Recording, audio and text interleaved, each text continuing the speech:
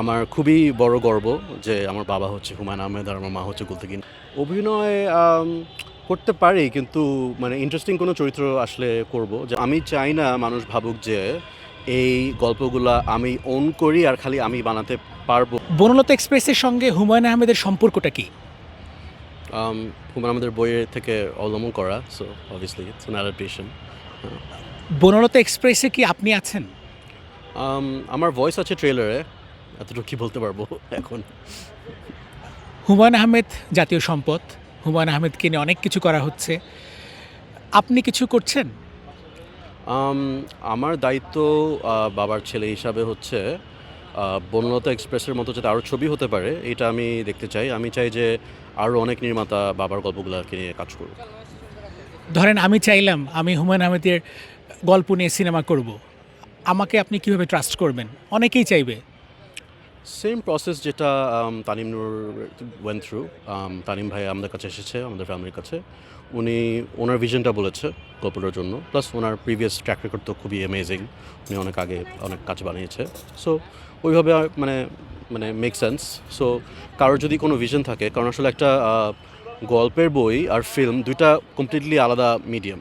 So একটা বইকে আসলে স্ক্রিপ্ট হিসেবে ট্রিট করা যাবে না। বই থেকে স্ক্রিপ্টের একটা অ্যাডাপ্টেশনের একটা প্রসেস আছে।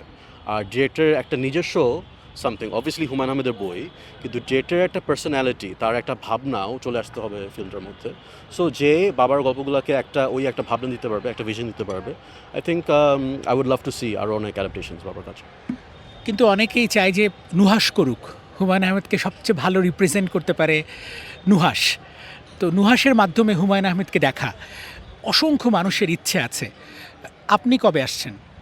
আম, আমি বাবাকে নিয়ে অসংখ্যবার লিখেছি।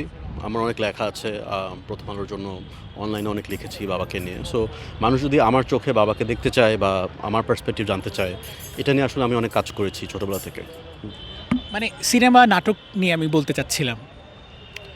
সিনেমা নাটক নিয়ে আমি বলবো যে একদিন একদিন বানাবো, কিন্তু আমি চাই না মানুষ ভাবুক যে এই গল্পগুলা আমি ওন করি আর খালি আমি বানাতে পারবো, এটা যাতে মানুষ না মনে করে। এই জন্য আমার কাছে খুব ইম্পর্টেন্ট লাগে যে বনলতা এক্সপ্রেসের মতো সিনেমা আরও অনেক হোক, যাতে মানুষ বুঝে যে এটা আসলে মানে হুমায়ূন আহমেদ আসলে সবারই সম্পদ আমাদের বাংলাদেশ হিসাবে। So I want that to happen. Nuhash, মানে আপনি একবার একটা ইন্টারভিউতে বলছিলেন, মিথ্যা হলে আপনি আমাকে কারেক্ট করবেন, যে আমি আব্বার ছায়ার থেকে বের হতে চাই, আমি আমার পরিচয়ে পরিচিত হতে চাই। এটা আমার মনে হয় না কোনো ইন্টারভিউতে বলেছি। আসলে আব্বার ছায়া থেকে যদি আমি বের হতে চেতাম তাহলে আমার নাম বদলাতাম। আমার নামের মধ্যেই হুমায়ূন আছে। আমার খুবই বড় গর্ব যে আমার বাবা হচ্ছে হুমায়ূন আহমেদ আর আমার মা হচ্ছে গুলতেকিন খান। এটা নিয়ে আমার কোনো লজ্জা নাই বা কোনো কিছু লুকানোর নাই। So I am very very proud of who I am and where I come from. এটা তো আমরাও গর্ব করি। হুমায়ূন আহমেদ আমাদের কিচ্ছু হয় না, রক্তের কিছু না, কিন্তু আমরা গর্ব করি, তাকে ভালোবাসি। তার নাটক, তার সিনেমা, তার বই পড়ে তাকে আমরা ভালোবাসি। এই যে অসংখ্য মানুষ হুমায়ূন আহমেদকে ভালোবাসে, আপনাকে ভালোবাসে, আপনার পরিবারের সকল সদস্যকে ভালোবাসে, এই ভালোবাসাটা তো ধরে রাখতে হবে। সেজন্য কিছু করছেন? সেই ভালোবাসা তো ধরে রাখার জন্য কি আলাদা কিছু করতে হবে? এই ভালোবাসা তো আসে হচ্ছে যে কাজের থ্রুতে। আমার মনে হয় কেউ মিউজিয়াম করতে পারে বা স্মৃতি রক্ষার জন্য অনেক কিছু করতে পারে, যদিও নুহাসপল্লী আছে। এটা তো আপনি তো উত্তরটা দিয়ে দিলেন না। নুহাসপল্লী থেকে বড় মিউজিয়াম কি হতে পারে? যেটা বাবা নিজেই বানিয়ে রেখেছেন, এর থেকে বেটার ট্রিবিউট কি হতে পারে?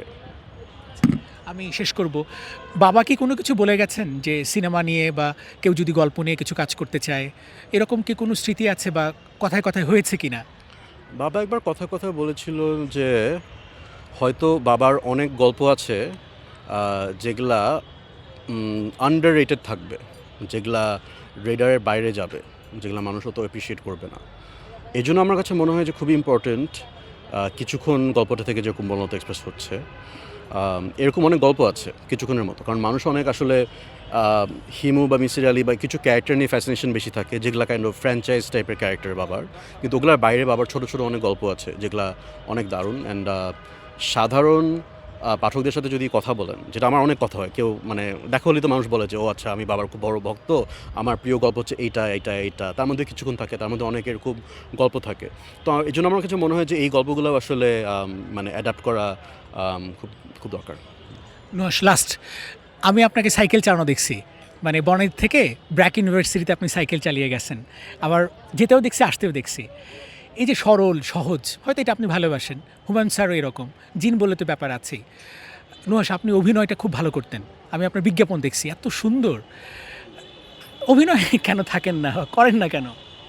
অভিনয় করতে পারি, কিন্তু মানে ইন্টারেস্টিং কোনো চরিত্র আসলে করব। যেমন বলন্ত এক্সপ্রেসের ট্রেলারে আমার ভয়েস হয়তো শুনেছেন, ওইটার খুব ইন্টারেস্টিং একটা পার্ট ছিল। কিন্তু ছোটোবেলায় মানে আমি অনেক অদ্ভুত অদ্ভুত পার্ট পেতাম যেগুলো করতে চাই না। যেমন একবার মানে এই যে মানে প্রেমের নাটকে নায়ক হিসেবে অফার পেয়েছি, মনে হচ্ছে না এই ধরনের জিনিস করতে চাই না, একটু অদ্ভুত টাইপের কিছু যদি হয় আমার কাজের মতো তাহলে হয়তো করতে রাজি হব। নুহাস, হুমায়ুন অনেক ধন্যবাদ, খুব ইন্টারেস্টিং একটা ইন্টারভিউ করলাম। থ্যাংক ইউ, আসসালামু আলাইকুম।